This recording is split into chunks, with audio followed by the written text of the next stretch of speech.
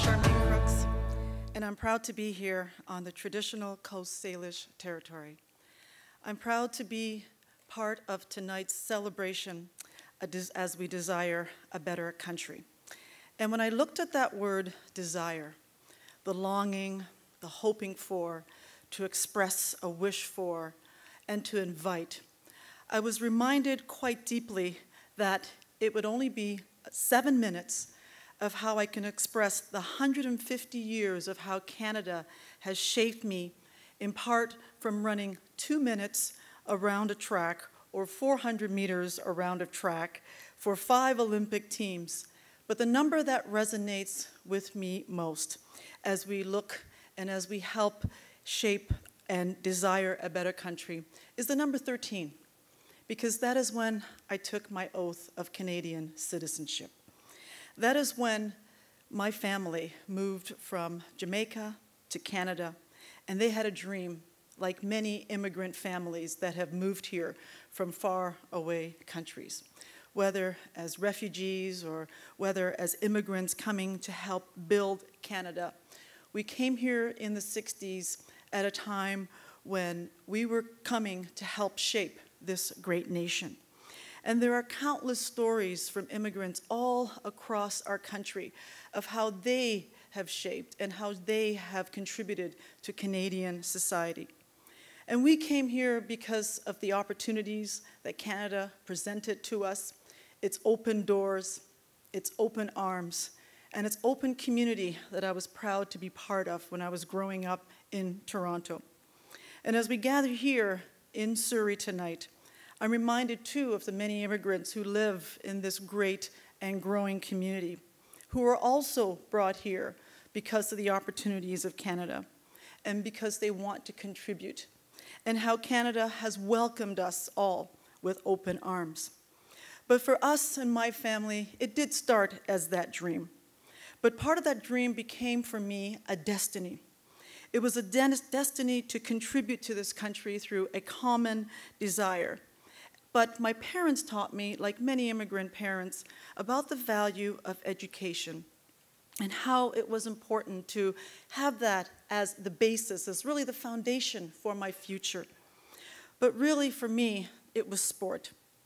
It was sport past the running that went into the leadership roles that allowed me to become an advocate for athletes as the very first athlete to be part of the elected IOC Athletes Committee, and to see some of the things that were happening around there in sport and some of the changes that were going on and some of the changes that we had to bring to the table. And I knew that what I was bringing was because of my Canadian context, that Canadian context that invites listening. It invites the opportunity for us to contribute in a constructive manner to the world and to bring those desires back to our country and help to make our country a better place through sport. So why sport? At its core, it is about play. At its core, it's about access. It's about celebration, and it's also about inspiration. And I don't need to remind many of us across Canada of the inspiration that we see when we see our Olympians and Paralympians compete on the world stage, and that pride that it brings into our communities.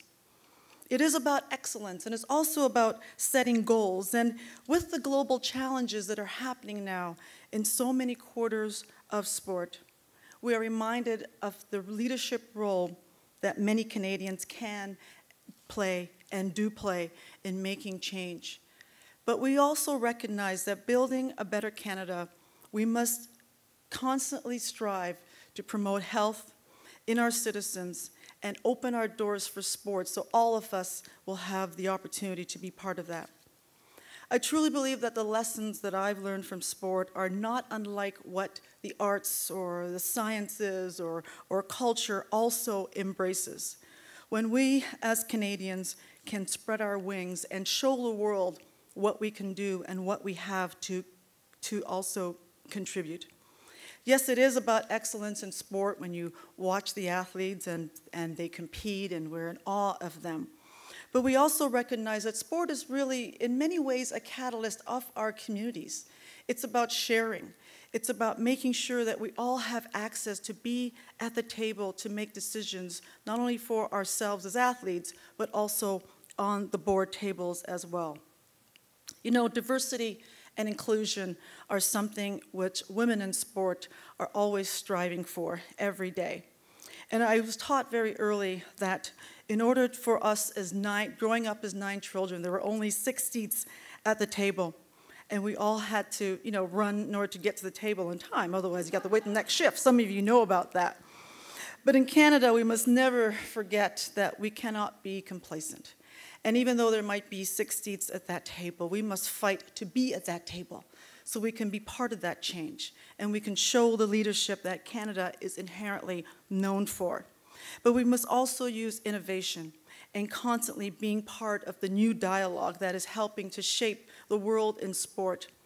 But I also believe that it's important for us to think globally, but also act locally. And never forget that somewhere around the corner, there is another immigrant or a refugee child who wants to be part of that society that we call Canada. That society which we talk about being diverse, but we can't forget that we must always strive to be inclusive, meaning that keeping us all at the table so we can share in that dialogue. And so let us all invite each other to truly be at that table, and have a strong dialogue about what it means to be Canadian in the context of the reflection of our athletes who are the global ambassadors around the world, showcasing us. And also, finally, to remind us that there are a lot of kids out there dreaming of what I did and what I was able to accomplish in sport.